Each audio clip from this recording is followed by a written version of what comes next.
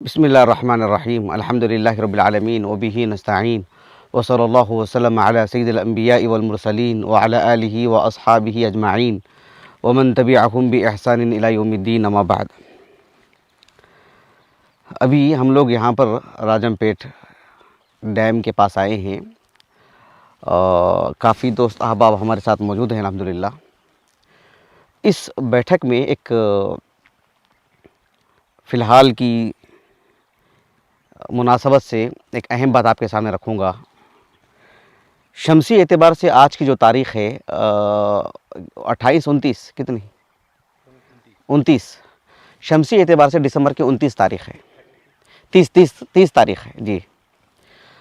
اور ان ایام میں ہم دیکھ رہے ہیں سوشل میڈیا میں، حالانکہ ہم زیادہ گروپ میں نہیں ہیں، ہمارے اپنے چند گروپ ہیں، ہمارا اپنا یوٹیوب چینل ہے اور فیس بک میں ہماری کچھ اہلیہ نشر کرتی ہیں، لیکن سوشل میڈیا کے اعتبار سے ہم دیکھ رہے ہیں، پچھلے زمانے میں بھی ہوتا رہا ہے، عرصے سے ہوتا رہا ہے، لیکن ان دنوں میں یہ چیز نمایاں نظر آ رہی ہے کہ نصارہ کی طرف سے جو فی الحال ان کی تہوار چل رہی ہے، اس مناسبت سے مسلمانوں کی اچھی خاصی تعداد اس میں شریک ہے۔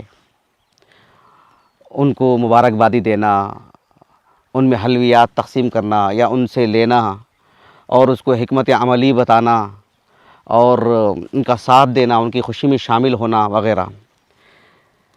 اور میں دیکھ رہا ہوں کہ اور آپ لوگ بھی دیکھ رہے ہوں گے، علماء کی بڑی تعداد، یہ کہوں تو مبالغہ نہیں ہوگا، جس کے پاس سوشل میڈیا میں جتنا حصہ ہے سبوں نے برابر اس پر جو ہے امت مسلمہ کو تنبیہ کرتے رہے ہیں۔ یعنی اللہ کے فضل و کرم سے اللہ رب العالمین نے ہر ایک کو ایک موقع عطا فرمائے ہیں، سبوں نے تنبیہ کی ہے۔ عامت الناس کی بھی ایک بڑی تعداد جو ہے اہل علم کی ان نشریات کو عام کر رہی ہے، ان کی ویڈیو کو، ان کی تحریروں کو، ان کی تنبیہات کو۔ یہ دراصل یہ ایمان کی غیرت ہے جو اللہ رب العالمین نے ہمارے دلوں میں رکھی ہے۔ میں اللہ رب العالمین کی توفیق سے اسی مناسبت سے ایک بات بتا دیتا ہوں۔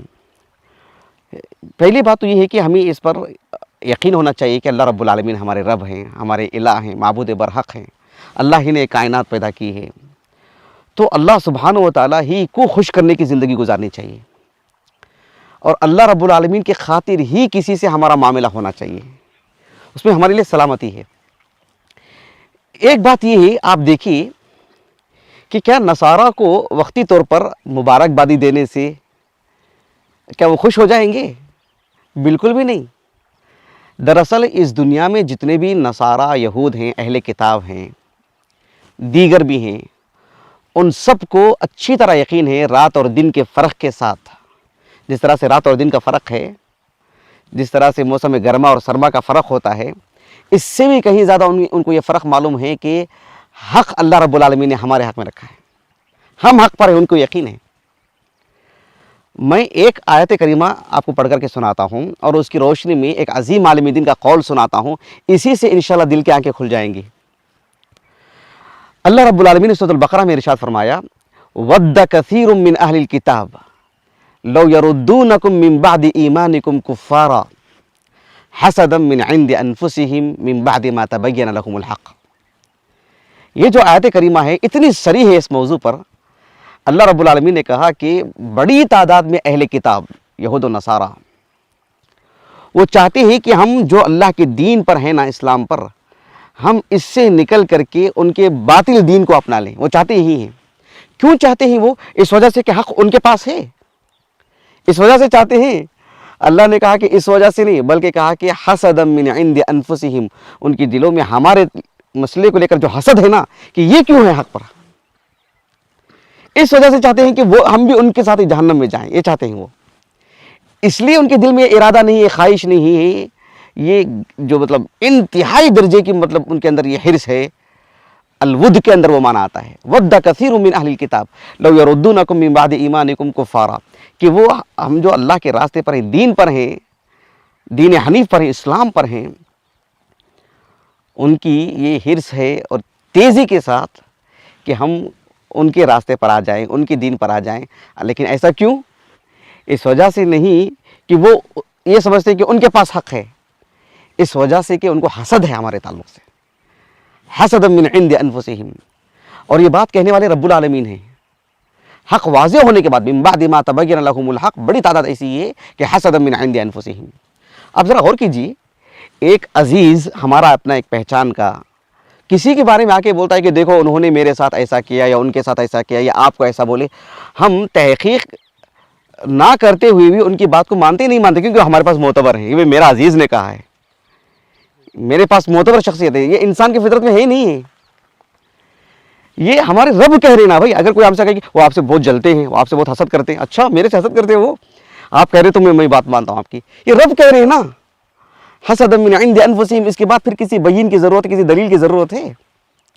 اچھا, اس آیت کریمہ کی روشنی میں ایک دلچسپ بات کہی ہے, واقعی بہت دلچسپ بات ہے. 4 صدی ہجری کے ایک عالم دین ہیں جن کا نام ہے محمد ابن علی ابن محمد الکرجی. ان کی کنیت ہے ابو احمد, اور علمی دنیا میں وہ ابو احمد القصاب سے جانے جاتے ہیں. اس دور میں اسلامی فتوحات کا دور تھا, غزوات وغیرہ میں وہ شریک رہ کر کے جو غزوات میں وہ رہے ہیں, جو معاملات ہوا ہے ان کے ساتھ, اس اعتبار سے ان کے لیے القصاب کہا جاتا ہے. ابو احمد القصاب 360 ہجری سن وفات ہے آپ کا. ان کی ایک کتاب ہے النکت الدالہ علی البیان من انواع العلوم والاحکام. میرے پاس کتاب موجود ہے, وہ 4 جلدوں میں الحمدللہ. اس کتاب میں ایک دلچسپ بات آپ نے لکھی ہے. آپ نے کہا کہ اس آیت کریمہ کی روشنی میں ہمیں 2 باتیں معلوم ہوتی ہیں. کہا کہ پہلی بات یہ ہے, کہا کہ دلیل واضح لمن تدبرہ ان حرمان التوفیق اقعدهم عن الایمان لما حسدوا علیہ غیرہم. ایک بات آپ نے یہ کہی, کہا کہ اس آیت کریمہ سے یہ بات تو اچھی طرح واضح ہو جاتی ہے کہ ان حرمان التوفیق اقعدهم من الایمان. اللہ رب العالمین کی طرف سے جب توفیق ہدایت نہیں ملتی نا کسی کو, ایک ہوتا ہے راستہ دکھانا, ایک ہوتا ہے راستے پر چلنے کی توفیق دینا, وہ اللہ دیتے ہیں صرف. تو راستے پر چلنے کی, اسلام قبول کرنے کی جو توفیق نہیں ملتی ہے نا کسی کو, پھر تو وہ اسلام سے متعلق محروم ہی رہتا ہے, وہ اللہ کے دین سے محروم ہی رہتا ہے, وہ ہمیشہ پیچھے ہی رہ جاتا ہے, وہ متخلفین میں سے ہو جاتا ہے, وہ پیچھے رہنے والوں میں سے ہو جاتا ہے, وہ تھکا ماندہ بیٹھا رہتا ہے, وہ اس سے کچھ ہونے والا نہیں. اللہ رب العالمین اسے کوئی نیکی کی توفیق نہیں دیتے ہیں جس توفیق سے اللہ راضی, جس نیکی سے اللہ راضی ہو جائے. اور ان کو اچھی طرح معلوم بھی ہے, اس لیے تو یہ دوسروں پر حسد کر رہے ہیں. لیکن دوسری جو بات کہی ہے انہوں نے, امام ابو احمد القصاب الکرجی رحمہ اللہ نے, آپ نے کہا کہ اذ محال ان يحسدوا علیہ غیرہم علی ما هو باطل عندہم. یہ آپ نے بات کہی ہے, کتنی بڑی بات کہا کہ اذ محال ان يحسدوا غیرہم علی ما هو باطل عندہم. اللہ نے اس آیت میں کیا کہا کہ وہ ہم سے حسد کر رہے, کہا نا. آپ نے کہا کہ ذرا سوچو, ذرا غور و فکر کرو. اذ محال ان يحسدوا غیرہم علی ما هو باطل عندہم. آپ نے کہا یہ ناممکن سی بات ہے کہ ایک بادشاہ ایک بالکل مزدور قسم کے آدمی سے حسد کرے کہ یہ مزدوری کر رہا نا, یہ حسد کرے گا. ایک ذہین و فتین آدمی ہے, نہایت زیرک اور چالاک, وہ ایک کند دماغ والے سے حسد کرے گا کہ بھئی اس کا دماغ کیا کند ہے, کچھ بھی کام نہیں کرتا ہے, حسد کرے گا وہ. ایک آدمی کو اللہ نے جمال سے نوازا ہے, عالی نسب سے نوازا ہے, اللہ کی ایک نعمت ہے. جو بالکل بھی بدصورت ہے یا مطلب خوشبو ہے کسی کے پاس, وہ کہیں بدبو ہے, اس سے حسد کرے گا, وہ کیا بدبو ہے اس کے پاس, حسد کرے گا. یہ ناممکن بات ہے بھائی. جب اللہ نے کہا کہ وہ ہم سے حسد کر رہے ہیں, اس کا مطلب یہی ہوا کہ جو ہے یہ ناممکن سی بات ہے کہ حق ان کے پاس ہو اور حسد ہم سے کریں. یہ اسی وقت ہم سے حسد کر سکتے ہیں کہ جب حق ہمارے پاس ہو. سمجھ رہے ہیں اس بات کو؟ کسی کے پاس جمال ہو, کمال ہو, نسب ہو, علم ہو, فضل ہو, ثروت ہو, تو لوگ اس سے حسد کرتے جو اس سے فروتر ہوتے, جو سے کم ہوتے ہیں, ہے کہ نہیں. کہا کہ اذ محال ان يحسدوا غیرہم علی ما هو باطل عندہم. ان کے نزدیک اگر اسلام باطل ہوتا تو ہم سے حسد کیوں کر رہے ہیں؟ اب خبر کس نے دی حسد کرنے کی؟ اللہ کی بات کہی جانے کے بعد پھر کسی کی بات کی ضرورت ہے, کسی کی گواہی کی ضرورت ہے. اب کوئی نہیں مانتا ہے تو اس کا مطلب یہ ہوا کہ وہ بات کچی ہو گئی نہیں. سبحان اللہ. جس طرح سے ایک مخلوق کس کی, اللہ کی, یہ بات اللہ کی ہے, اس پر ہمارا یقین ہونا چاہیے. بھئی پہاڑ کس نے بنائے؟ اللہ نے. یہ بات کس کی؟ اللہ کی. اس پر یقین نہیں ہے ہمارا. اس کی وجود سے زیادہ یقین ہے کہ اللہ کا کلام ہے کہ نہیں؟ اگر اللہ رب العالمین کے پاس قرآن مجید سے بات کر کے اس کی اہمیت ہوتی تو اس کو بطور نبوت کی دلیل دے دیتے اللہ تعالیٰ اللہ کے رسول کے لیے. قرآن نازل کیے نا, قرآن سے بڑھ کر کے کیا دلیل ہے؟ تو قرآن نے کہا کہ حسد من عند انفسہم, تو کہا کہ یہ ناممکن سی بات ہے کہ وہ ہم کو باطل پر سمجھیں اور ہم سے حسد کریں, ایسا ہو ہی نہیں سکتا. یہ لازمی بات ہے کہ وہ جو ہے مطلب باطل پر ہیں. حسد من عند انفسہم من بعد ما تبین لہم الحق, حق واضح ہونے کے بعد. یہ کیسے ہو سکتا ہے؟ سمجھ رہے ہیں اس بات کو؟ وفی ایدیہم, یہ آپ کا قول ہے, وفی ایدیہم بزعمہم علی خیر منہ. اگر وہ یہ سمجھیں کہ بھئی ہم جس پر ہیں یہی حق ہے, اسی میں خیریت ہے, اسی میں خیر ہے, اسی میں نجات ہے, اسی میں بہتری ہے, تو وہ پھر ہم سے حسد کیوں کریں گے؟ اپنے نیچے سے والوں کے کیوں حسد کر رہے ہیں وہ؟ اور یہ حسد کرنے کی خبر اللہ نے دے دی, ہو گئی بات. تو اس اعتبار سے اللہ نے ہمیں اتنا اونچا رکھا ہے کہ لوگ ہم سے جلتے ہیں, ہم سے حسد کرتے ہیں دین کی بنیاد پر, تو ہم نیچے اتر کر کے ان کو حق سمجھ کر کے ان کو مبارکبادی دیں. ابھی بھائی خوش کرنے کی بات ہے تو وہ ہم کو آئیں کہ خوش کریں نا, ہماری تعریف کریں نا, کہ ہم ہمارے پیچھے پیچھے پھرے نا. اللہ نے ہم کو نہ حق پر رکھا ہے, یہ گواہی اللہ نے دی نا. ان کے دلوں کی خبر کس نے دی؟ اللہ نے دی. کہا کہ حسد من عند انفسہم, وہ حسد اسی لیے کر رہے ہیں کہ حق ہمارے پاس ہے.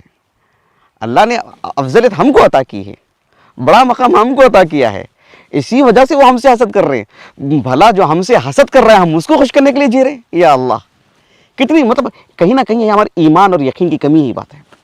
میں سمجھتا ہوں بات بہت واضح ہے.